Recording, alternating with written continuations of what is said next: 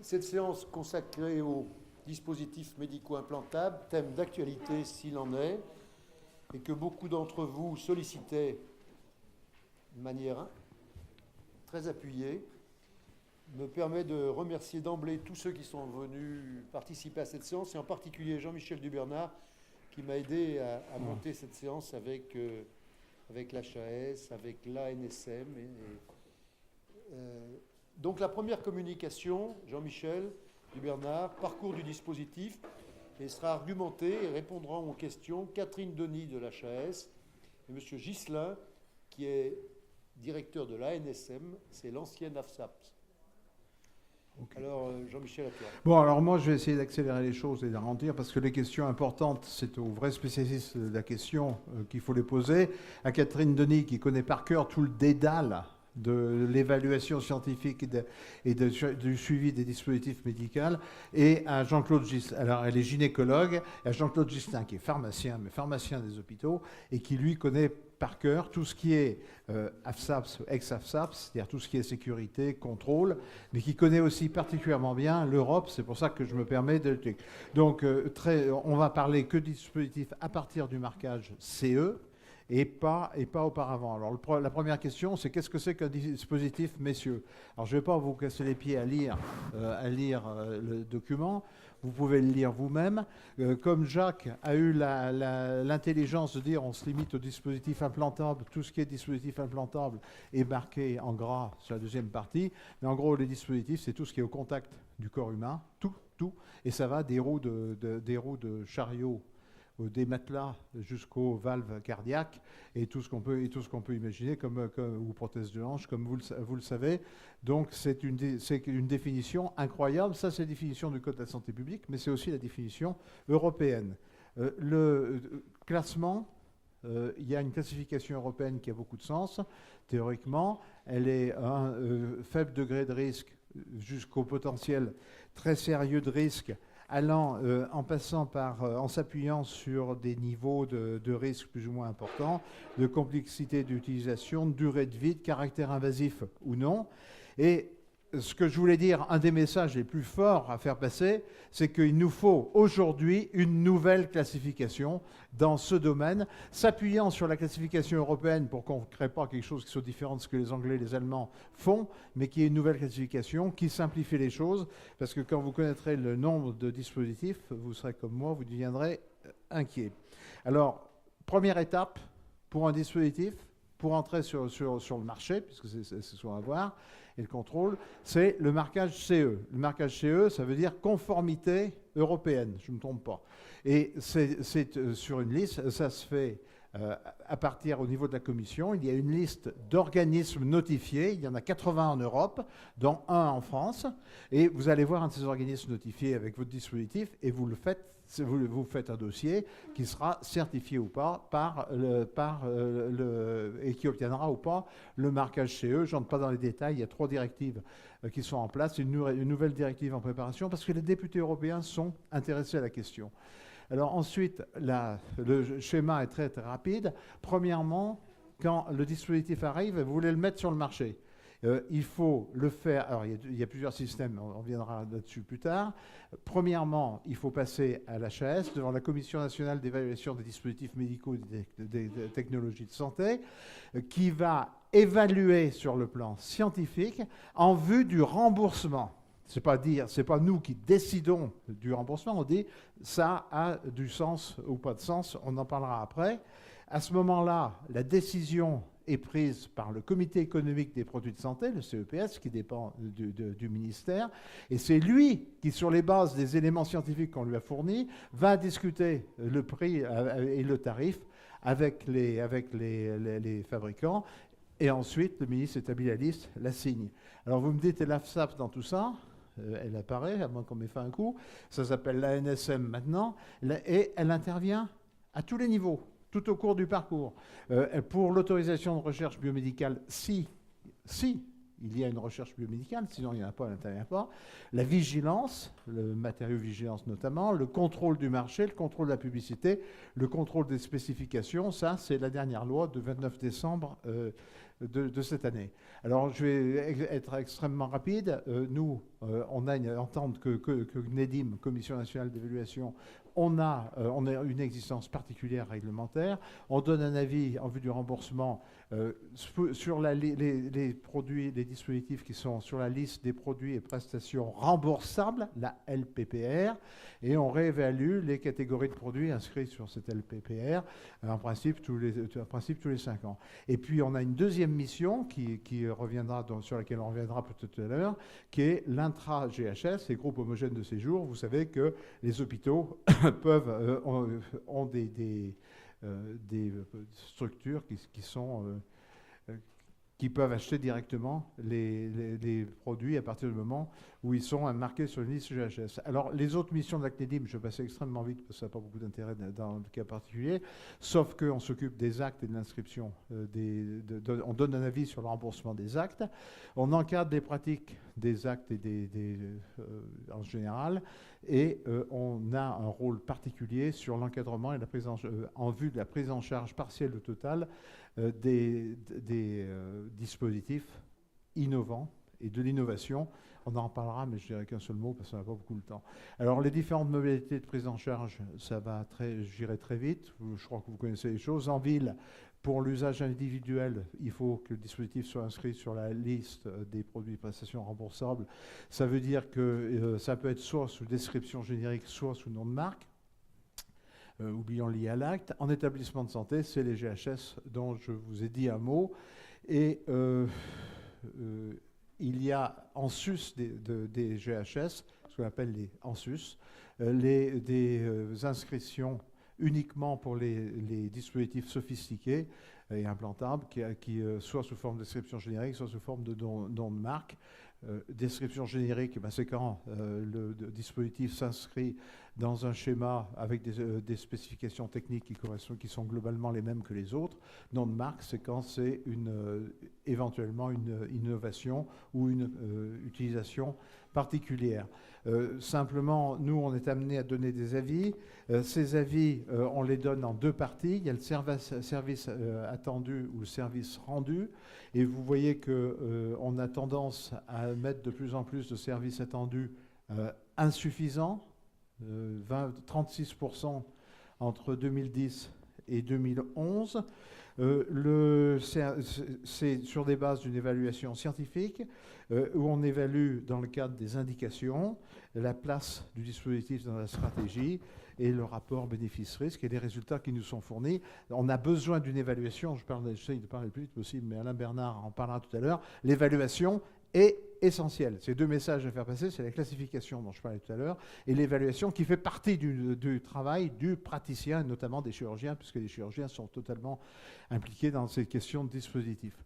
Donc vous voyez que l'an dernier, au cours des 2 dernières années, 64% de services attendus suffisants, 36% quand même, ça fait beaucoup, mais c'est de services insuffisants.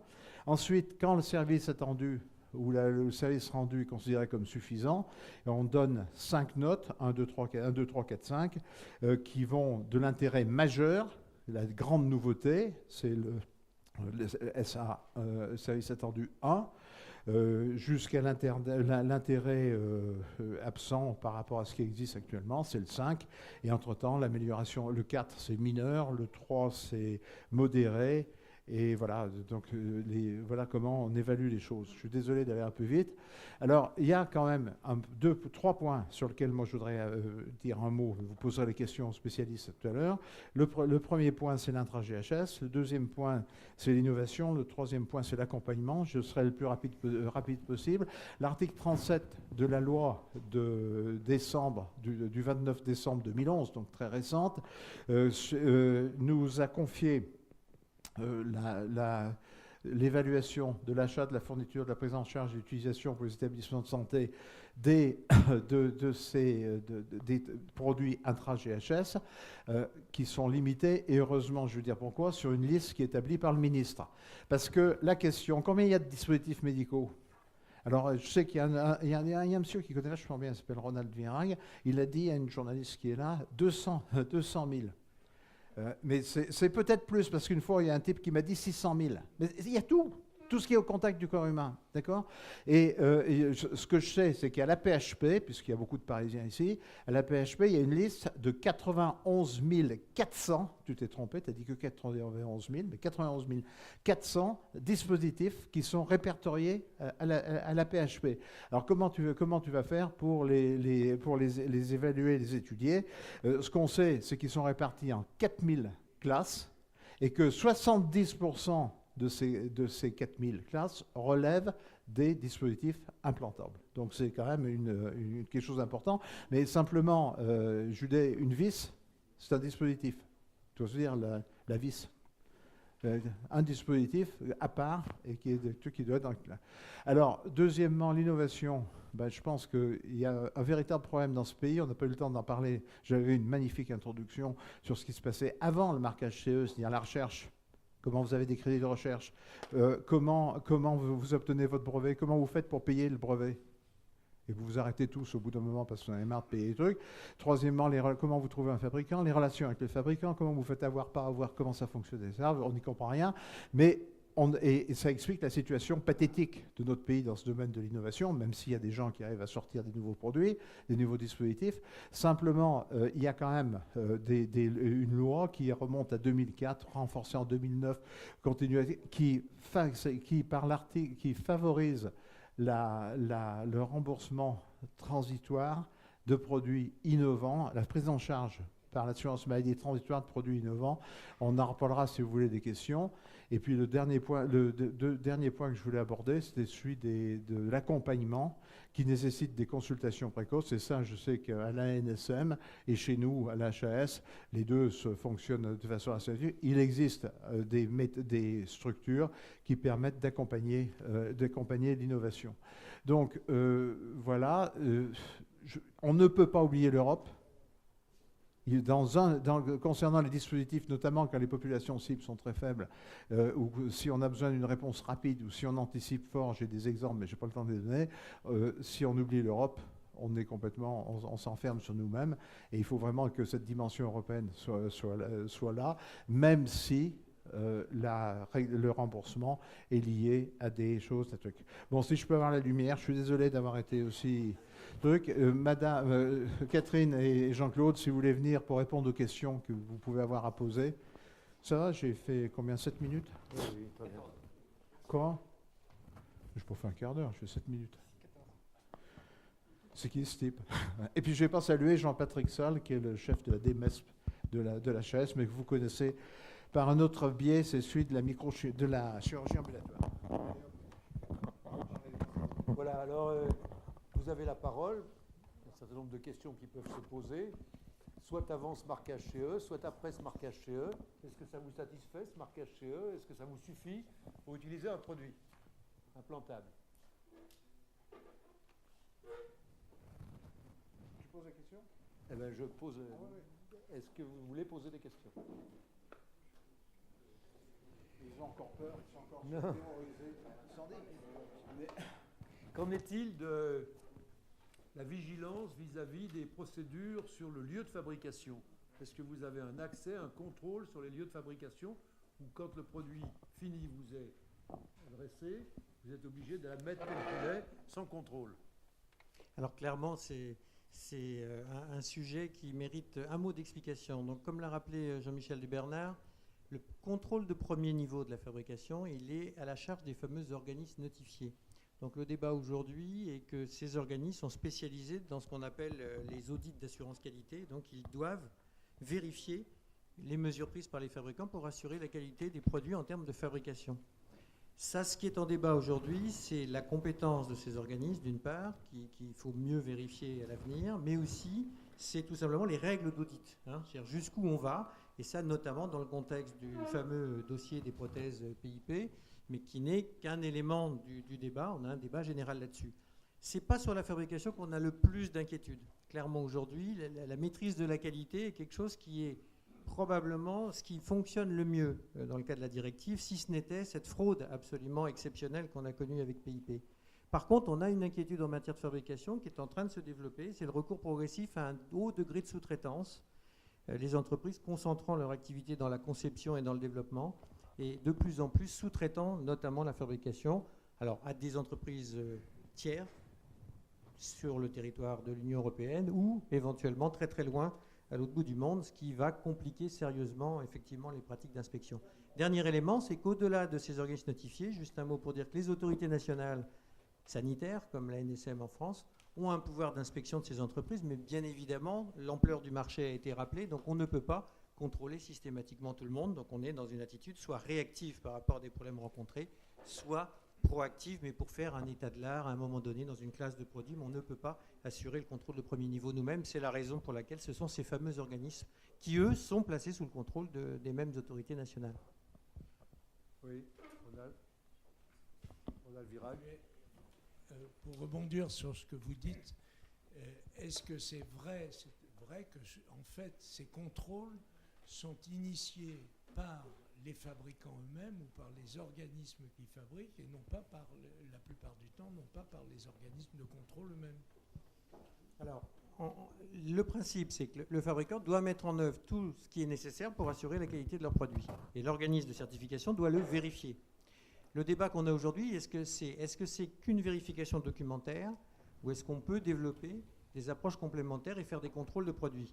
Alors, il n'y a pas de réponse claire à cette question dans la mesure où le milieu des produits de dispositifs médicaux est très hétérogène.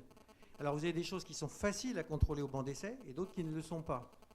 Si vous prenez un défibrillateur implantable ou une prothèse de hanche ou un implant mammaire, puisque c'est d'actualité malheureusement, etc., ce n'est pas du tout les mêmes pratiques, les mêmes technologies à mettre en œuvre, etc. Donc, il n'y a pas de réponse univoque. Mais il y a un débat pour savoir si les organismes de certification font uniquement de l'audit sur site, documentaire sur le système qualité, ou est-ce qu'il faut qu'on développe des contrôles plus approfondis de production? Le seul grand accident de fabrication, si on met à part la fraude PIP sur lequel on pourra revenir si vous le souhaitez, ça a été historiquement les fameuses têtes céramiques de zircone qui étaient un vrai accident de fabrication, des prothèses qui sortaient conformes aux spécifications mais qui finalement avaient une instabilité et qui donnaient des destructions. On posera ces questions spécifiques au moment où on abordera le sujet. Donc il n'y a pas de contrôle sur les sites inopinés par des experts, ça n'existe pas ça? Alors les audits que j'évoque, des organismes de certification, sont des audits approfondis de système qualité, donc ils sont programmés. C'est la même chose dans la plupart des systèmes réglementaires, c'est vrai aux médicaments aussi.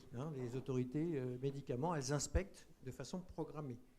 Il y a une possibilité d'inspection inopinée. Simplement, c'est très peu pratiqué aujourd'hui. Donc le débat européen en cours, on en a parlé encore ce lundi à Bruxelles, c'est de voir comment ajouter aux audits traditionnels des visites inopinées qui auraient peut-être permis, dans l'affaire PIP, de détecter très précocement l'anomalie du changement de matière première. Alors c'est un exercice qui est compliqué parce qu'évidemment faire une visite inopinée près de Marseille dans la société PIP, c'est relativement simple pour tout le monde. Débarquer en Chine, encore faut-il déjà obtenir un visa. Pour avoir un visa, il faut une invitation. Enfin voilà. Donc il y a tout un tas de questions qui sont sur la table pour augmenter ce niveau de contrôle, y compris inopiné, des opérateurs. Max Dubernard a abordé un problème on comprend pour la ville, et pour les hôpitaux, pour la pratique privée, on comprend. Mais pour les hôpitaux, on ne comprend pas très bien le parcours intra-GHS. Qu'est-ce que ça veut dire exactement? Dans les hôpitaux, la règle générale, c'est dès qu'il y a le marquage CE, l'hôpital peut utiliser le dispositif médical. Il n'y a pas besoin d'avoir une évaluation par la haute autorité de santé, contrairement aux dispositifs utilisés en ville. En revanche, il y a un certain nombre de dispositifs particulièrement coûteux ou particulièrement innovants qui doivent être inscrits, donc ils doivent être évalués par la haute autorité de santé, plus particulièrement par la CNEDIM, et ils doivent être inscrits sur la liste des produits et prestations remboursables, puis inscrits sur la liste en sus. La loi de fin décembre 2011 a instauré que pour un certain nombre de catégories de dispositifs médicaux, il faudra une évaluation par la haute autorité de santé, et cette évaluation conditionnera l'achat et l'utilisation des dispositifs. C'est-à-dire que c'est vraiment très contraignant. Si la CNEDIM dit qu'il ne faut pas utiliser, aucun chirurgien ne pourra utiliser un dispositif implantable. Alors, ce n'est pas pour toutes les catégories de dispositifs, parce que heureusement, il y en a un certain nombre, on ne pourra pas toutes les analyser. Et la liste sera définie par le ministre avec avis de la Haute Autorité de Santé, avec des catégories qui seront publiées chaque année. Pour l'instant, il est un peu tôt pour vous en dire plus, puisque le décret qui suit la loi est actuellement au Conseil d'État, et le Conseil d'État doit se prononcer sur le décret. Le décret, il fixe les modalités, les critères d'évaluation, les délais, et ensuite viendront les arrêtés chaque année où on dira les catégories de dispositifs qui seront évalués. Mais j'insiste sur le fait que là, c'est vraiment, on ne pourra pas utiliser le dispositif si la CNEDIM dit que c'est trop tôt pour l'utiliser. Oui. Cas pratique, c'est bon? Oui. Cas pratique, actuellement, quand nous posons un implant quelconque intracorporel, et quand nous le réintervenons parce qu'il y a un défaut, on remplit actuellement, moi je travaille dans l'hospitalisation privée, une fiche de matériaux-vigilance. Où elles vont ces fiches de matériaux-vigilance et à quoi elles servent? On va avoir l'exposé de Jacques Hureau tout à l'heure sur la déclaration des événements indésirables. La séance est très courte et on donnera la réponse à cette question tout à l'heure. En pratique, c'est plus simple de mettre un produit nouveau, un matériel, dans le secteur privé ou dans le secteur public? Aujourd'hui, à l'heure actuelle? À mon avis, il n'y a pas de différence. Pas de différence. J'invente une prothèse articulaire. La question... Oui, la question, le seuil, il n'est pas entre privé et public, il est entre intra-GHS et facturation à côté du GHS, LPPR et Listensus. Mais une fois que vous êtes en intra-GHS, on peut dire qu'il y a uniquement le contrôle du marquage CE. C'est tout. Mais ça veut dire que vous pouvez avoir des tas d'implants qui sont dans ce cadre-là. L'exemple le plus frappant est l'implant cristallinien. Les implants de la chirurgie hernière, les implants pariétaux sont dans le GHS. Ils ne l'ont pas toujours été, mais aujourd'hui ils le sont. Et un nouvel implant peut arriver uniquement avec son marquage CE.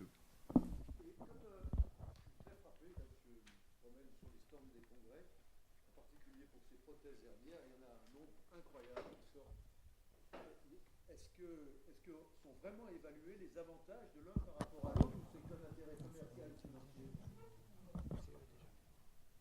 Pour les implants, mais je prends l'exemple des implants pariétaux. Il y a d'abord le marquage CE. Il y a plus ou moins d'études cliniques pour le marquage CE. Mais avant qu'ils soient dans les GHS, la CNEDIM avait évalué ces implants. Il y a un certain nombre d'implants pour lesquels il y avait les études nécessaires et des restes, on avait donc proposé de créer des descriptions génériques. Et pour un certain nombre d'implants, on n'avait pas proposé de dérembourser carrément parce que c'était les premières évaluations de la CNEDIM. On avait dit, si vous les conservez, il faut absolument qu'il y ait des études faites par les chirurgiens pour vérifier que ces implants sont efficaces et qu'ils ont un intérêt clinique. Ils ont été inclus dans les GHS, donc pour l'instant, on ne sait pas si ces études ont été faites. Alors ça, c'est l'autre volet des débats en cours sur l'évolution des règles de mise sur le marché. On a évoqué le contrôle de fabrication, le contrôle des entreprises. L'autre sujet, c'est le sujet de l'évaluation pour la mise sur le marché. Donc ça a été rappelé, vous avez compris, le marquage CE, c'est très récent, c'est 20 ans à peine de réglementation si on compare aux médicaments. Deuxième élément, c'est que l'implantable a pris une place considérable, ou le thérapeutique en général. Et donc la directive n'était pas vraiment adaptée pour cela en termes d'évaluation. Donc il y a eu une première révision en 2007 qui est juste rentrée en vigueur en mars 2010, donc c'est tout frais, qui augmente la demande de validation clinique, d'essais cliniques avant la mise sur le marché, notamment pour les implants. Ça n'est pas encore totalement opérationnel, ça va être à nouveau un sujet d'actualité dans la révision qui se prépare. C'est vraiment un point majeur. C'est un point majeur et donc ça c'est un point faible connu. Et les États-Unis ont le même problème puisqu'ils ont des procédures d'autorisation par équivalence qu'on appelle la procédure du 510K. Et on a le même problème en Europe. Et il faut qu'on limite le recours à ces approches par équivalence si on veut pouvoir en plus surveiller correctement le bénéfice-risque au cours de la vie des produits. Alors moi je vais être un peu agressif vis-à-vis de mes deux collègues. Simplement, pour les médicaments, il existe une autorisation de mise sur le marché. Ça n'existe pas pour les dispositifs. C'est quand même effarant. Et la question, pourquoi? Alors le précédent gouvernement était prêt, après les histoires de prothèses métalliques, de le faire, et on sent qu'il y a des réticences très fortes, et ces réticences, elles se situent au niveau européen, je crois. Monsieur Gislain. Oui, clairement. Est-ce qu'il faut, oui ou non, une autorisation de mise sur le marché pour les dispositifs? Vous parlez de la solution finale administrative du mode de décision. Donc je dirais oui, il faut une évaluation qui, pour des classes particulières à haut risque et de nouveaux produits, soit centralisée. Je veux dire par là, c'est plus acceptable aujourd'hui qu'un organisme notifié avec un fabricant prenne la décision tout seul si le dossier est bon ou pas bon. Voilà. Donc ça, tout le monde fait consensus là-dessus. Est-ce qu'il faut changer le marquage CE et dire que la Commission européenne doit signer une autorisation de mise sur le marché? Là, il y a beaucoup de pays qui y sont réticents sur le mode simplement de quelles ressources ça représenterait. Il faut savoir que c'est un secteur qui aujourd'hui a peu de ressources en Europe et que même si on donne des autorisations de mise sur le marché, le vrai sujet majeur en matière d'implants, c'est le long terme et donc c'est la surveillance après la mise sur le marché. Et donc il faut qu'on trouve un équilibre et une proportion. Mais clairement, il faut renforcer l'évaluation. Et là, il y a consensus pour qu'il y ait des procédures qui fassent que l'organisme notifié ne pourra pas décider tout seul. Et très probablement, à minima, devra, et ça devrait être dans les propositions de la Commission en septembre prochain, l'organisme devra, pour certaines catégories de produits ou pour des nouvelles classes notamment, des produits innovants, devra consulter un panel d'experts uniques européens avant de prendre la décision de donner le certificat de conformité. Donc ça serait une espèce d'autorisation de mise sur le marché. Est-ce qu'on aura une autorisation sur le mode médicament? Ça me semble peu probable à l'heure où je vous parle. Malheureusement, on vous remercie. Vous restez là parce qu'il y aura peut-être, vous aurez peut-être à répondre ultérieurement, puisque l'on est loin d'avoir la dimension innovation.